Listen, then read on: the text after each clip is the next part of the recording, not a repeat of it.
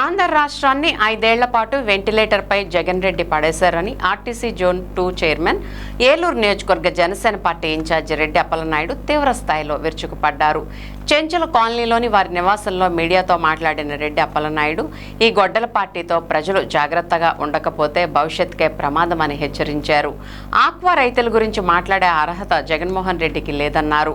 2019లో ప్రజలు ఆవేశపడి దోపిడీదారులకు అధికారం కట్టబెట్టడం వల్లే రాష్ట్ర ఆర్థిక వ్యవస్థ 5 ఏళ్ల పాటు సంక్షోభంలోకి వెళ్లిందని, నాటి వైఫల్యాలను కప్పిపుచ్చుకునేందుకే ఇప్పుడు జగన్ రెడ్డి ప్రతి చిన్న విషయాన్ని సమస్యగా చిత్రీకరించి చౌకబారు రాజకీయాలు చేస్తున్నారని అప్పలనాయుడు మండిపడ్డారు. ఎంతటి నిధుల కొరత ఉన్నప్పటికీ ఆక్వా రైతులను ఆదుకోవాలనే సంకల్పంతో కూటమి ప్రభుత్వం పనిచేస్తోందన్నారు. సంక్షోభంలో ఉన్న ఆక్వా రంగానికి ఊపిరిపోస్తూ 1.150 కోట్ల విద్యుత్ సబ్సిడీకి సంబంధించిన జీవోను నిన్నటి రోజున మంత్రులు అచ్చెన్నాయుడు, గొట్టిపాటి రవికుమార్, నిమ్మల రామానాయుడు విడుదల చేశారని, ఈ సందర్భంగా ఏలూరు నియోజకవర్గ జనసేన పార్టీ తరపున కూటమి ప్రభుత్వం తరపున వారికి కృతజ్ఞతలు తెలిపారు.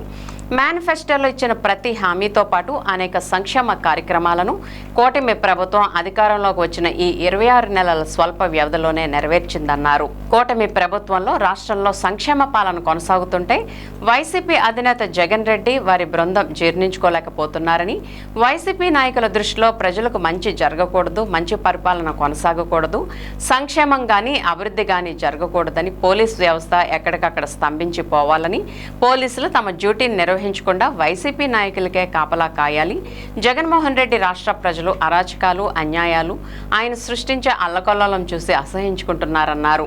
వారంతా గమనిస్తున్నారని, జగన్మోహన్ రెడ్డి ఒకటి తెలుసుకోవాలని, పోలీసులు ఎప్పుడూ కూడా అధికార పక్షానికి, ప్రతిపక్షానికి, రాష్ట్ర ప్రజలకు అందరికీ రక్షణగా ఉంటారని, వారి కుటుంబ సభ్యులను సైతం వదిలేసి నిద్రాహారాలు మాని తమ వృత్తిని నిర్వహిస్తారని, అలాంటి వారి మీద ప్రతాపం మానుకోవాలని హెచ్చరించారు. వైసీపీ నాయకులకు ఎప్పుడూ గొడవలు సృష్టించాలి, మర్డర్లు చేయాలి, ఆకృత్యాలు ప్రేరేపించాలి, ఎక్కడికక్కడ అల్లర్లు సృష్టించాలని, సమాజాన్ని నాశనం చేయాలనే ఆలోచనతో జగన్ రెడ్డి బృందం ప్రయత్నాలు చేస్తున్నారని ఆయన మండిపడ్డారు. ఈ నెల 17వ తేదీ నుంచి అసెంబ్లీ సమావేశాలు జరగనున్నాయని, ఆయనకు దమ్ము ధైర్యం ఉంటే ఓట్లు వేసిన ప్రజల సాక్షిగా అసెంబ్లీకి వెళ్లాలని సూచించారు. కూటమి ప్రభుత్వంలో ఏదైనా పొరపాట్లు జరుగుతున్నట్లయితే నిలదీయండి, ఆ పని జరిగే విధంగా కృషి చేయండి, అప్పుడే ప్రజలు వారిని హర్షిస్తారని, తప్పిస్తే ఈ రకమైన గందరగోళాన్ని, ఈ రకమైన అల్లకొల్లాన్ని సృష్టించి లా అండ్ ఆర్డర్ను చేతుల్లోకి తీసుకుని పోలీస్ వ్యవస్థను ప్రజలకు పనిచేయకుండా ఆయన చేసే కుట్రను ఏలూరు నియోజకవర్గ జనసేన పార్టీ నుండి తీవ్రంగా ఖండిస్తున్నామని, ఎప్పటికైనా జగన్ రెడ్డి వారి బృందం చేస్తున్న తప్పులు తెలుసుకుని జ్ఞానంతో రాష్ట్రానికి అవసరమైనటువంటి విషయాన్ని ప్రతిపాదించాలని, ఈ రాష్ట్రానికి అవసరం అనుకుంటే ప్రజలకు ఆయన నచ్చితే తమ తీర్పునిస్తారు తప్పితే ఇలా ఎక్కడ పడితే అక్కడ గొడవలు సృష్టిస్తే ఏ ప్రజలు కూడా ఆయన్ని ఆదరించారని తెలియజేస్తూ జగన్ రెడ్డి బృందం ఎప్పటికైనా బుద్ధి తెచ్చుకోవాలని జనసేన పార్టీ నుండి తీవ్ర స్థాయిలో హెచ్చరించారు. మీడియా సమావేశంలో నగరాధ్యక్షులు వీరంకి పండు, గౌరవ అధ్యక్షులు నగిరెడ్డి కాశీ నరేష్, ప్రోగ్రాం కమిటీ అధ్యక్షులు రెడ్డి గౌరీశంకర్, నాయకులు సరిది రాజేష్, ఎట్రించి ధర్మేంద్ర, జనసేన రవి, వేముల బాలు, వాసా సాయి తదితరులు పాల్గొన్నారు. ఈ రోజున రాష్ట్రంలో పోలీసు వ్యవస్థని వారి యొక్క డ్యూటీలకి పనిచేయనివ్వకుండా, ఇతర పరిపాలన కొనసాగకుండా వైఎస్ఆర్సీపీ నాయకులు వైఎస్ జగన్మోహన్ రెడ్డి గారు ఆధ్వర్యంలో కుట్రలు జరుగుతూ ఉన్నాయి.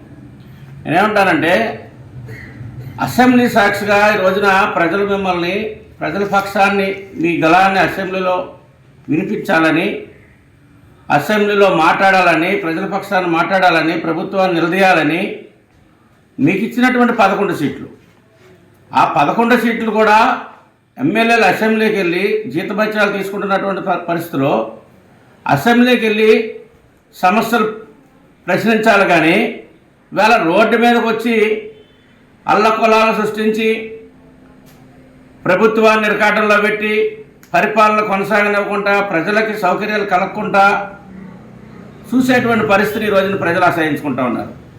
మనం నిన్ననే చూసాం, రాష్ట్ర ప్రభుత్వం ఆక్వా రంగానికి ఏదైతే ఇచ్చినటువంటి మాట ప్రకారంగా రూపాయన్నరకే యూనిట్ ఎలక్ట్రికల్ ఛార్జీలు ఇవ్వటం నిన్న ప్రకటించినటువంటి పరిస్థితిలో కూడా ఇవాళ వైఎస్ఆర్ పార్టీ తలదించుకోవాలి, సిగ్గుపడాలి. ఒక పక్కనే చేనేత కార్మికులకి కరెంటు వెసులుబాటు ఇస్తూ, వారికి పెన్షన్లు ఇస్తూ రాష్ట్రంలో ఒక సంక్షేమ పాలన కొనసాగుతూ ఉంటే దాన్ని జీర్ణించుకోలేనటువంటి వైఎస్ఆర్ పార్టీ అధ్యక్షులు జగన్మోహన్ రెడ్డి గారు కానీ వారి యొక్క బృందం కానీ ఏదో విధంగా ఈ రాష్ట్రంలో పరిపాలన కొనసాగకూడదు, ప్రజలకు మంచి జరగకూడదు, ప్రజలకి సంక్షేమం కానీ అభివృద్ధి కానీ అందకూడదు, పోలీసు వ్యవస్థ ఎక్కడికక్కడే స్తబ్భించిపోవాలి, పోలీసు వ్యవస్థ తమ యొక్క డ్యూటీలని తమ యొక్క వృత్తిని నిర్వహించకుండా వీళ్ళకి కాపులాదారులుగా వీళ్ళ చుట్టూ తిరిగే విధంగా పోలీసు వ్యవస్థను తయారు చేసేటువంటి పరిస్థితి ఈ రోజున ప్రజలందరూ చూసి అసహించుకుంటూ ఉన్నారు. ఈరోజు పోలీసు వ్యవస్థ కానీ కనీసం ఒక 2 రోజులు 3 రోజులు సెలవు పెట్టినట్లయినా, కళ్ళు మూసుకున్నట్లయినా ఈ యొక్క నాయకులు ఎవరు కూడా రోడ్డు మీద తిరిగేటువంటి పరిస్థితి ఉంటుంది. ఎందుకంటే రక్షక భటుల్లాగా ప్రతిపక్షమైన అధికార పక్షమైన ప్రజలకైనా రక్షణ ఇస్తూ వాళ్ళు నిద్రాహారాలు మాని పోలీసు వ్యవస్థ ఈ రోజున డ్యూటీలు నిర్వహిస్తూ ఉంది.